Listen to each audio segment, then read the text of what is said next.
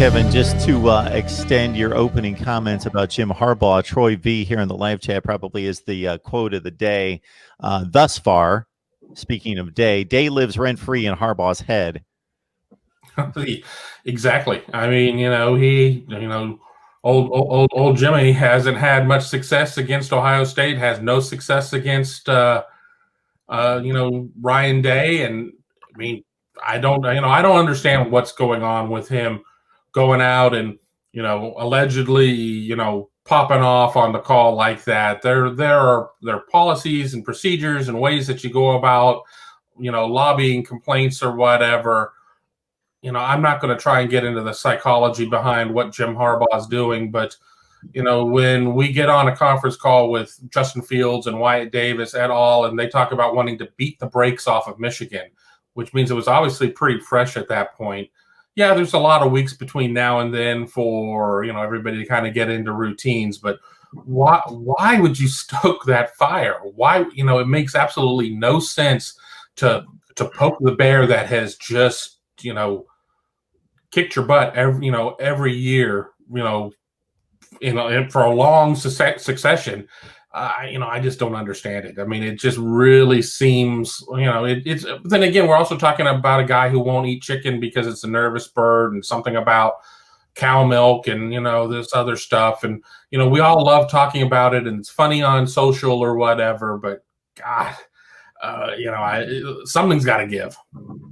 Steve, let's set the stage before you comment on this for anybody that doesn't know what happened here. So there was a Big Ten coaches call, and it's reported that and confirmed that Jim Harbaugh at one point confronted Ryan Day about a supposed photo that was taken of linebackers coach Al Washington working with the Buckeyes linebackers. NCAA rules had permitted that nobody be on the field for instruction with the players until Friday, or for Ohio State, it would have been on Wednesday because of the early game against Illinois on a Thursday night. And that's pretty much the situation, Steve. Yeah, it's obviously something rubbed Harbaugh the wrong way. And again, I know the coaches were allowed to go on the field with their players for walkthroughs, but I do remember reading something about no position drills, that type thing. And if, he's holding a tackling dummy or whatever, I don't know what that means. It could have been he was holding it as part of the walkthrough, because they use those dummies and different things to illustrate a tight end or something in the formation or whatever sometimes as well. So I don't know what the explanation is, and I don't know if we ever will get an explanation of what happened, or if anybody's going to investigate this or not, or what the penalty would even be at this point for something like that. I don't even know, but at any rate, Harbaugh raised the question. Day said, just worry about your own team at this point. And then, according to legend, or however you want to put it, came back and explained to his team what had happened and said, guys, we're going to hang 100 points on them this year. And, not out of the realm of possibility, 62 and 56 the last couple of years. They just kept going and kept the foot to the pedal. 70 was in sight. So, I don't know. I tend to believe that they won't score 100 points against Michigan, but they've scored two of their larger point totals against Michigan the last 2 years, and seems to be no end in sight to the offensive production for Ohio State, given everything they've got coming back.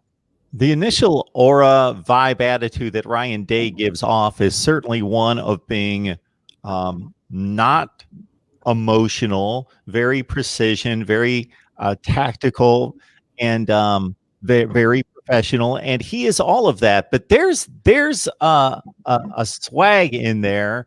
There's an attitude.